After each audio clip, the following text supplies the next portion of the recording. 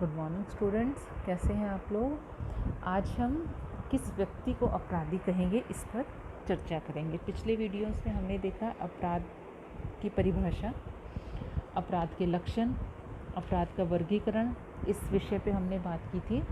आज हम अपराधी कौन इस पर बात करेंगे कि हु इज़ क्रिमिनल, किसे हम अपराधी कहेंगे।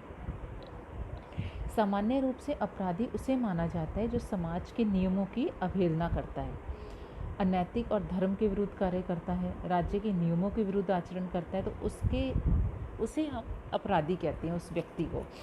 इलियट और मेरिल कहते हैं तकनीकी तौर पर अपराधी वह है जो दंडनीय दुर्व्यवहार करे। टाफ्ट भी ऐसे व्यक्ति को अपराधी मानते हैं जिसने कानूनन निषिद्ध व्यवहार किया है। कुछ लोगों की मान्यता है कि अपराधी मानसिक रूप से अयोग्य और भावनात्मक रूप से अव्यवस्थित व्यक्ति है, परिस्थितियों के साथ उसका सामंजस्य नहीं हुआ है तथा उसमें सांस्कृतिक तथा नैतिक शिक्षा का अभाव है। कानूनी रूप से हम उसी व्यक्ति को अपराधी कहते हैं जिसको न्यायालय ने दोषी ठहराया और दंड की आज्ञा दी है। सामाजिक दृष्टि से हर कानून के उल्लंघनकर्ता को अपराधी नहीं माना जाता। अंग्रेजों के शासनकाल में अंग्रेजी सत्ता को हटाने हेतु विविध गतिविधियां, सत्याग्रह, आंदोलन आदि अपराध थे, किंतु सामाजिक दृष्टि से हम उनको अपराध नहीं कहते। अपराधियों के अध्ययन में अपराधी की कानूनी परिभाषा ही स्वीकार की गई है। इस संदर्भ में एक समस्या यह भी है कि कोई भी कानून यह घोषित नहीं करता कि कोई भी व्यक्ति कितने समय तक अपराधी कहलाएगा। क्या केवल अपराध करने के दौरान या दंड पाने की अवधि तक, या फिर आजीवन। टाफ्ट ने अपनी कृति क्रिमिनोलॉजी में एक व्यक्ति को अपराधी ठहराने के लिए कुछ आधारों का उल्लेख किया है, जिनमें पहला है उपयुक्त आयु। किसी भी व्यक्ति को अपराधी घोषित करने से पूर्व उसकी आयु का ध्यान रखा जाता है। इंग्लैंड के कानून के अनुसार यह आयु 7 वर्ष है। अमेरिका में व्यक्ति की आयु और उसकी लंबाई, शारीरिक बनावट देखकर ही उसे अपराधी घोषित किया जाता है। तो हमने देखा कि किसी भी देश में आयु अपराध का एक प्रमुख आधार है। नेक्स्ट, स्वेच्छ क्रिया। किसी भी व्यक्ति को अपराधी उसी समय माना जाएगा जब उसने अपनी इच्छा से कानून विरोधी कार्य किया हो, ना कि किसी दबाव के कारण। एक व्यक्ति रात्रि को ताला बनाने वाले को घर से उठा ले जाता है और उसे किसी के यहाँ तिजोरी खोलने को कहता है और ऐसा ना करने पर उसे जान से मारने की धमकी देता है। तो ऐसी स्थिति में यदि वह तिजोरी का ताला खोलता है तो उसका कार्य अपराध नहीं कहलाएगा, क्योंकि यहाँ उसे अपराध के लिए बाध्य किया गया। थर्ड है अपराधी इरादा। अपराध का कार्य व्यक्ति द्वारा जानबूझकर अपराधी इरादे से किया जाना चाहिए, यद्यपि लापरवाही और कानून के प्रति अनभिज्ञता क्षमा योग्य नहीं है। नेक्स्ट है अपराध कानूनी रूप से राज्य के लिए हानिप्रद होना चाहिए, अर्थात अपराध से राज्य को हानि होनी चाहिए। व्यक्ति के विरुद्ध किया गया कार्य अपराध की श्रेणी में नहीं आता, वरन उसे दुष्कृति कहा जाता है। इस प्रकार हम देखते हैं कि कानूनी दृष्टि से अपराधी वह है जिसने इच्छापूर्वक बुरी नीयत से ऐसे कार्य किए हों जो कि दंडनीय हैं। अब सदरलैंड का वर्गीकरण हम देखेंगे। सदरलैंड ने अपराधियों को 2 भागों में बांटा, निम्न वर्गीय अपराधी और श्वेत वस्त्रधारी अपराधी। निम्न वर्गीय अपराधी वे व्यक्ति हैं जिनकी आर्थिक स्थिति अच्छी नहीं है, वे दरिद्र या गरीब हैं, मजदूरी करते हैं और धन के अभाव में न्याय प्राप्त करने में असमर्थ हैं, अतः वे शीघ्र ही पुलिस की निगाह में आ जाते हैं। दूसरे श्वेत वस्त्र अपराधी। अमेरिकन अपराध शास्त्री सदरलैंड ने अपनी पुस्तक वाइट कॉलर क्राइम में अपने अध्ययन में अपराधियों को 2 भागों में बांटा। एक निम्न वर्गीय अपराधी जो गरीब एवं निम्न वर्ग से हैं और शीघ्र ही पकड़ लिए जाते हैं। दूसरे सफ़ेद पोश अपराधी जो प्रतिष्ठित एवं उच्च वर्ग से होते हैं, आर्थिक लाभ के लिए अपराध करते हैं तथा साधन संपन्न होने के कारण पकड़ में नहीं आते और दंड से भी बच जाते हैं। श्वेत वस्त्र अपराध की परिभाषा करते हुए सदरलैंड लिखते हैं, श्वेत वस्त्र अपराध प्रतिष्ठित एवं उच्च सामाजिक परिस्थिति धारण करने वाले व्यक्ति द्वारा उसके व्यवसाय के दौरान किया जाता है। सदरलैंड की इस परिभाषा में 2 बातें स्पष्ट हैं। पहली, श्वेत वस्त्र अपराधी समाज में प्रतिष्ठा प्राप्त व्यक्ति होते हैं, उनकी एक प्रतिष्ठित व्यक्ति है, उनकी समाज में सम्माननीय स्थान होता है। ये व्यक्ति अपने व्यवसाय के दौरान अपराधी कार्य करते हैं, जैसे डॉक्टर भ्रूण हत्या करने में सहायता करे, प्राध्यापक पैसे लेकर परीक्षा प्रश्न पत्र बता दे, ये सब श्वेत वस्त्र अपराध कहलाएंगे। क्लिनॉट ने श्वेत वस्त्र अपराध की परिभाषा देते हुए लिखते हैं, कानून का वह उल्लंघन जो सामान्यतः व्यापारियों, पेशेवरों, व्यक्तियों, राजनीतिज्ञों जैसे समूहों में उनके व्यवसाय के संबंध में पाया जाता है। नेक्स्ट है लोम्ब्रोसो का वर्गीकरण। लोम्ब्रोसो ने अपराधियों को 4 प्रमुख भागों में बांटा। पहला है जन्मजात अपराधी। ऐसे अपराधियों में जन्म से ही कुछ शारीरिक लक्षण पाए जाते हैं जिनके आधार पर उन्हें पहचाना जा सकता है। लोम्ब्रोसो ने 15 विभिन्न शारीरिक लक्षणों का उल्लेख किया और कहा कि यदि इनमें से 5 लक्षण किसी व्यक्ति में पाए जाते हैं तो वह अवश्य ही अपराध करेगा। वित्तीय पागल अपराधी।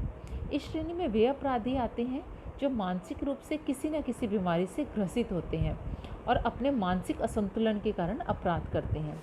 तीसरा, आवेग युक्त अपराधी। इस श्रेणी में वे व्यक्ति आते हैं जो शीघ्र ही आवेग के वशीभूत हो जाते हैं और मामूली सी बात पर मानसिक तनाव में आकर अपराध कर बैठते हैं। आकस्मिक अपराधी। इस श्रेणी में वे व्यक्ति आते हैं जो शारीरिक व मानसिक दोषों से ग्रसित नहीं होते वरन परिस्थितिवश ही अपराध करते हैं। इन अपराधियों को लोम्ब्रोसो ने 3 उपभागों में बांटा। अर्ध या नकली अपराधी। ऐसे अपराधी खतरनाक नहीं होते वरन ये आत्मरक्षा के लिए अनापेक्षित परिस्थितियों के कारण ही अपराध करते हैं। सेकंड, आदतन अपराधी। ये व्यक्ति जन्मजात अपराधी तो नहीं होते किंतु प्रतिकूल वातावरण के कारण अपराध करते हैं। तीसरी, अपराधी सम। इस श्रेणी में वे व्यक्ति आते हैं जो जन्मजात अपराधी और ईमानदार व्यक्ति के बीच के होते हैं। परीक्षण करने पर ऐसे व्यक्ति आत्मशत पाए गए। तो हमने देखा कि लोम्ब्रोसो ने 4 प्रकार के अपराधियों की बात की। जन्मजात अपराधी, पागल अपराधी, आवेगयुक्त अपराधी, आकस्मिक अपराधी। इसके बाद हम देखेंगे हेस का वर्गीकरण।